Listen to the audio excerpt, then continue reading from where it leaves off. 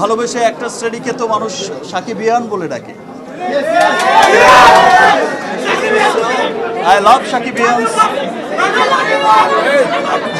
Thank you. I love you too. এখন এমন cinema plan করছে যে সিনেমার কাছে বরবাদ কেউ ছোট সিনেমা মনে হবে। একটা প্রবাদ আছে, মর্নিং শোজ দ্য ডে।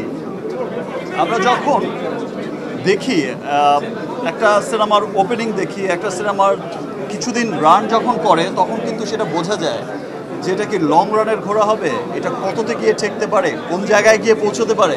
আর আরেকটা কথা বলে যাই, আপনারা অনেকেই হয়তো ভাবছেন যে বরবাদ হচ্ছে লাস্ট ফিল্ম, যেটা হচ্ছে 100 কোটিতে গিয়ে পৌঁছবে, বাট আই থিঙ্ক যে এটা হচ্ছে মানে শুরু হলো, এটা শেষ না, এটা শুরু হলো। যে আজ থেকে গত বছর আমরা তুফান দেখেছি, তুফান যে পরিমাণে বিজনেস করেছে, এবছর আমরা বরবাদ দেখছি, তার চাইতেও আরও ভালো বিজনেস করছে।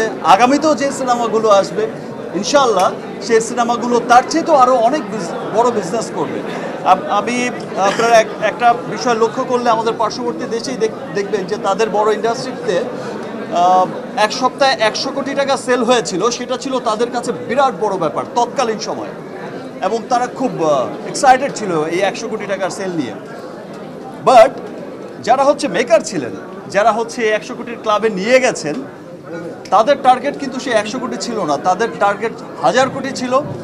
এখন দেখা যায় যে আমাদের পার্শ্ববর্তী দেশের সিনেমা, বড় সিনেমাগুলো 1000 কোটি ক্লাবে না পৌঁছলে তারা সুপারহিট ডিক্লারই করে না, তাদের টার্গেটই। সো আমাদের শুরু হয়েছে, অ্যান্ড দেন আমাদের দেশের মানুষ, আমাদের দেশের সর্বস্তরের মানুষ, এবার আমি আমার দেশের সর্বস্তরের মানুষকে ধন্যবাদ জানাবো আবারও, বিকজ এবার আমি যখন শুটিং করছিলাম, আমি যখন শুটিং করছিলাম এই কিছুদিন আগেই, এই কয়েকদিন আগেই আমাকে কিছু মানুষ এসে যখন বলল, তারা সিনেমার কোর মানুষ, তারা যখন এসে বলল যে দিস ইজ দ্য ফিল্ম যেটা গুলশান থেকে গুলিস্তান সবাই দেখছে।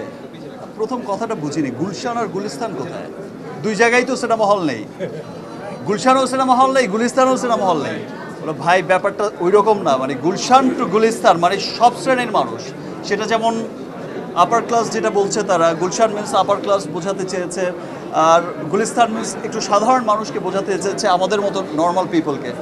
সো বলছে যে গুলশান টু গুলিস্তান সর্বস্তরের মানুষ দেখছে, এবং যেই চিত্র আমি দেখেছি মাল্টিপ্লেক্সগুলোতে, যেই চিত্র আমি দেখেছি সিঙ্গেল স্ক্রিনগুলোতে, এই ভালোবাসা অব্যাহত থাকলে, এবং যেই চিত্র আমরা দেখছি দেশের বাইরে যেখানেই যাচ্ছে, সেখানেই কিন্তু বরবাদ জোয়ার বয়ে, মানে ভালোবাসায় সবাইকে বরবাদ করে দিচ্ছে। এই ভালোবাসা অব্যাহত থাকলে দেশ বিদেশের বাঙালিদের মধ্যে, বাংলাদেশিদের মধ্যে ইনশাল্লাহ আমরা এই 100 কোটির ক্লাব কোনো একদিন আমরা বলবো যে ভাই 1000 কোটিতে তো পৌঁছে গেছে ইনশাল্লাহ।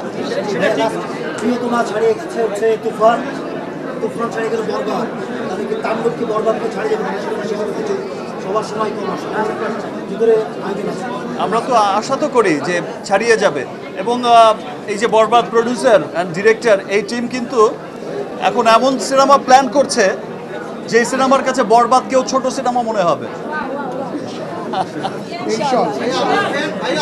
আপনার যারা ফ্যান আছে তাদেরকে দেখেছি উন্মাদের মতো এবার অন্যান্য ছবির পাশাপাশি বরবাদ যেমন দেখেছে, অন্যান্য সিনেমাও দেখেছে। এই যে বাংলা সিনেমার জোয়ার এবার চললো, সেইটাকে as a Shakib Khan Bangla industry যদি বলি শীর্ষ নায়ক, সেই জায়গায় কেমন দেখে? সিনেমার একটা ফ্লো ছিল এবার। আমি কত নাম্বার নায়ক আমি সেই বিচার কখনো করিনি। আমার জীবনের শুরু থেকে আজ পর্যন্ত আমি কখনো নাম্বার নিয়ে চিন্তিত না।